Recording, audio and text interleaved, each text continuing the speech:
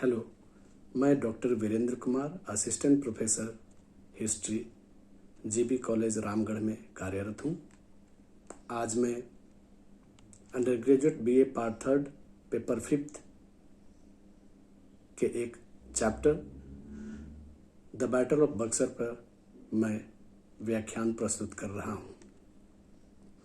बक्सर का युद्ध 23 अक्टूबर 1764 ईस्वी को लड़ा गया।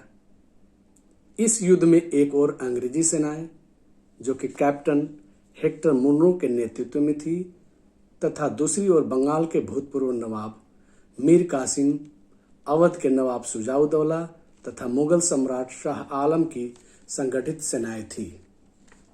यह युद्ध कथकौली के मैदान में बक्सर में हुई थी।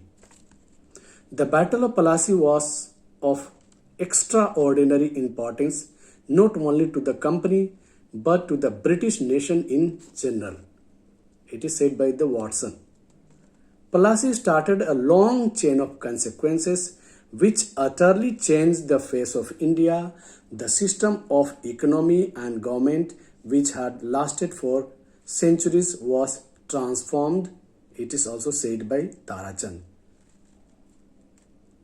पलासी का युद्ध बंगाल में कंपनी शासन का पहला चरण था। इसका दूसरा चरण बक्सर का युद्ध साबित हुआ। बक्सर के युद्ध के परिणाम के पहले युद्ध की अपेक्षा ज्यादा महत्वपूर्ण सिद्ध हुए। इस युद्ध में हम देख सकते हैं कि बंगाल ने में सत्ता की स्थापना पूर्ण रूपेण कर दी।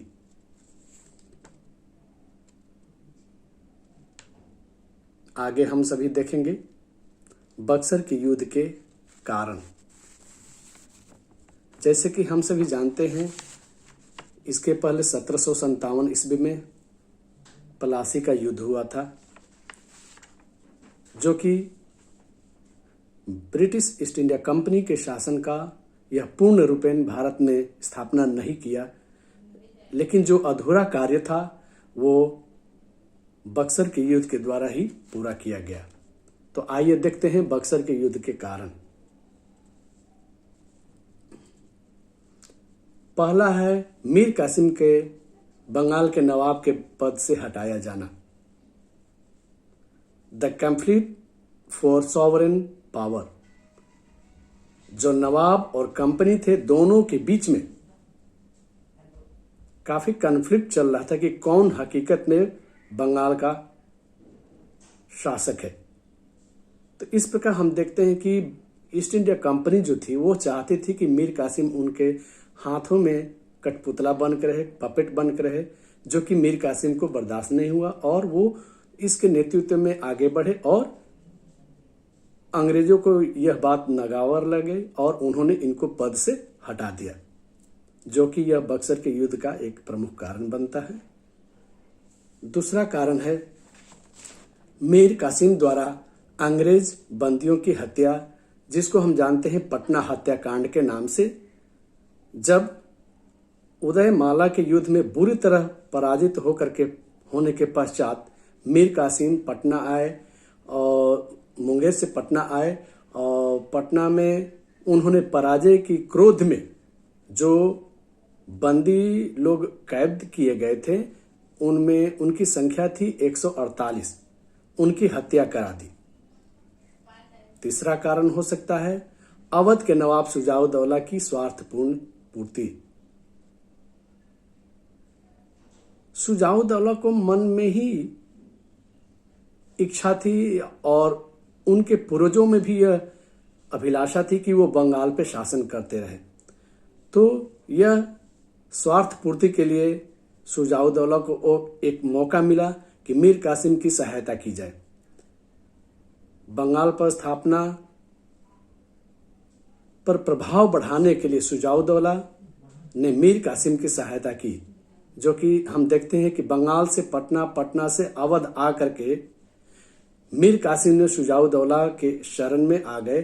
तो शुजाउद्दौला को एक मौका मिला कि क्यों न मैं इसकी मदद कर अपनी इच्छा की पूर्ति करूं, ताकि मैं पुनः बंगाल पे अपना शासन स्थापित कर सकूं। इस प्रकार चौथा पॉइंट हम लोग देख सकते हैं कि मीर कासिम का अंग्रेजों से नकारात्मक संबंध, जैसे कि मीर जाफर की तरह मीर कासिम भी छल प्रपंच से बंगाल का नवाब बना। अंग्रेजों के हस्तक्षेप से बचने के लिए मीर कासिम ने अपनी राजधानी पटना से हटा करके मुंगेर ले गए। वहां पे तोप एवं बंदूकें की फैक्ट्रियां स्थापित की, जो कि अंग्रेजों को भी अच्छा नहीं लगा और यह भी एक बक्सर का युद्ध का कारण बनता है। पांचवा कारण पॉइंट हम देख सकते हैं, मीर कासिम, शुजाउद्दौला तथा शाह आलम तीनों नवाबों के आपस में गठजोड़, गठबंधन, यह बहुत ही इंपॉर्टेंट रहा, जो कि बक्सर के युद्ध के लिए बहुत ही यह एक महत्वपूर्ण कारण बनता है। उसके बाद हम आगे देख सकते हैं the case of Ram Narayan. Ram Narayan जो था एक नायब दीवान था, जो कि मीर कासिम के द्वारा डिसमिस कर दिया गया और मीर कासिम के द्वारा डिसमिस होने के बाद राम नारायण जो था अंग्रेजों की शरण में चला गया। लेकिन मीर कासिम ने पुनः आग्रह किया कि नहीं, हमारे नवाब को वापस कीजिए, जो कि अंग्रेजों के नीतियों के विरुद्ध में था कि किसी भी बंदी फ्यूजिटिव को वे लोग छोड़ते नहीं थे। लेकिन पुनः एक ऐसा समय आया कि नायब दीवान को अंग्रेजों ने छोड़ दिया। इस प्रकार राम नारायण को छोड़ने के बाद मीर कासिम को ऐसा लगा कि नहीं, यह एक अच्छा सुअवसर मिला है कि मैं और मजबूत हो जाऊं, और यह एक मौका दिया मीर कासिम को मजबूत होने के लिए, जो कि बक्सर के युद्ध के लिए भी यह एक कारण साबित होता है। सातवां कारण है द क्वेश्चन ऑफ ट्रेड। नवाब और कंपनी के बीच में हमेशा विद्रोह, कॉन्फ्लिक्ट, संघर्ष चलते रहे कि who is the real power of the Bengal. और जो कंपनी जो थी भारत में दस्तक का मिसयूज कर रही थी। Dastak, free passes, Dastak word जो यूज किया गया है वो अंग्रेजों को फ्री पास देने के लिए था, तो उसका अंग्रेजी कंपनी ने मिसयूज किया।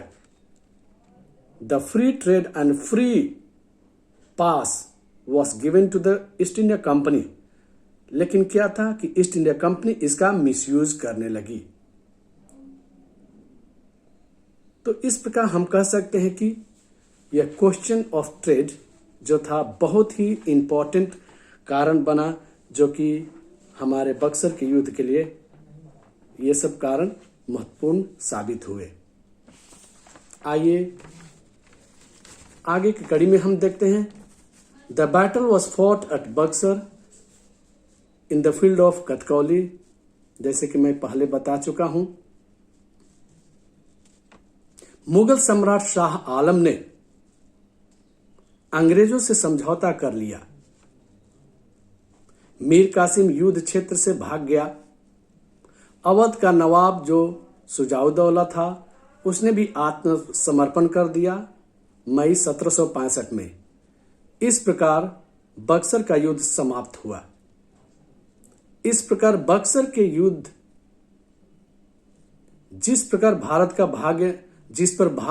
का भाग्य निर्भर था, तथा उतनी ही वीरता से यह लड़ा गया जितने कि उसके परिणाम महत्वपूर्ण हैं, इसका अंत हो गया। इस प्रकार हम कह सकते हैं कि ये सब होने के बावजूद भी बहुत सारे और भी कारण हैं जो कि बक्सर के युद्ध के लिए परिणाम साबित हुए, उसको हम सभी देख सकते हैं। The English now became the de facto rulers of Bengal. यह सब परिणाम के रूप में है। अल्फ्रेड लॉयल जो एक इतिहासकार है, उसने लिखा है बक्सर के युद्ध के दीर्घकालिक तथा गौण परिणाम बहुत महत्वपूर्ण हैं। अंग्रेजों की विजय के कारण मुगल सम्राट अंग्रेजों से मिल गया वजीर भयभीत हो गया तथा कंपनी की सेनाएं गंगा पार बनारस तथा इलाहाबाद तक पहुंच गई। इसके कारण बंगाल के उत्तर पश्चिमी प्रदेशों से जो उनका संबंध हुआ उससे पहली बार एक नवीन उन्नत तथा प्रभुत्वमय संबंध वे स्थापित कर सके। मीर कासिम युद्ध क्षेत्र से भाग गया था।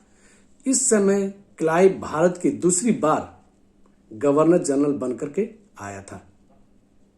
उसने मुगल सम्राट शाह आलम तथा अवध के नवाब शुजाउद्दौला से इलाहाबाद की संधि 1765 ईस्वी में कर ली।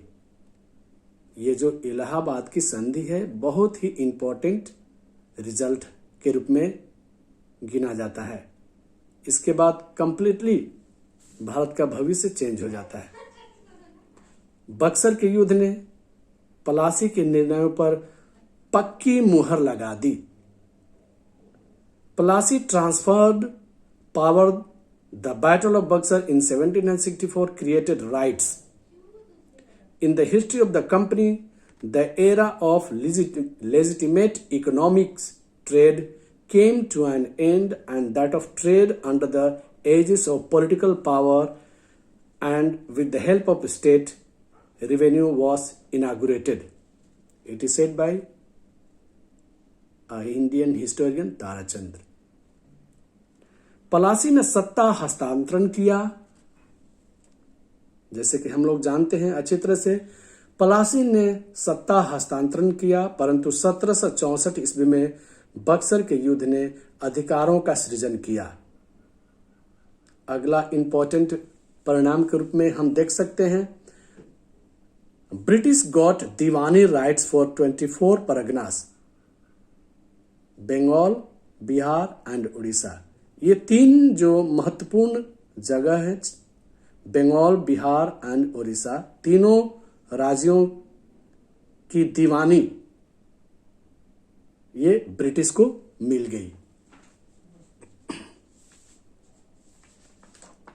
इस प्रकार हम कह सकते हैं कि ये सब महत्वपूर्ण कारण थे। अब हम देखते हैं बक्सर के युद्ध का महत्व, significances of the battle of Buxar. एक बहुत ही महत्वपूर्ण कहावत इतिहासज्ञों ने बताया है, the Mughal empire was so small that it was said Shahenshah Shah आलम दिल्ली से पालम। यानी कि मुगल साम्राज्य इतना छोटा हो गया जिसका क्षेत्र केवल दिल्ली से पालम के बीच में ही, इतनी कम दूरी में ही रह गई। इस युद्ध ने न केवल पलासी के अपूर्ण कार्य को ही पूर्ण किया, वरन उसने ब्रिटिश कंपनी को एक पूर्ण प्रभुसत्ता संपन्न शक्ति बना दिया। रैमजे म्योर एक बहुत ही प्रसिद्ध इतिहासकार हैं। उन्होंने कहा है, बक्सर के युद्ध ने बंगाल पर कंपनी के शासन को अंतिम रूप से जकड़ दिया। डॉक्टर आरसी मजुमदार का भी कथन है, पलासी के युद्ध का निर्णय अंग्रेजों को जन्मजात युद्ध कला की श्रेष्ठता की अपेक्षा षड्यंत्र तथा धोखेबाजी से अधिक हुआ। यानी कि बक्सर का युद्ध जो था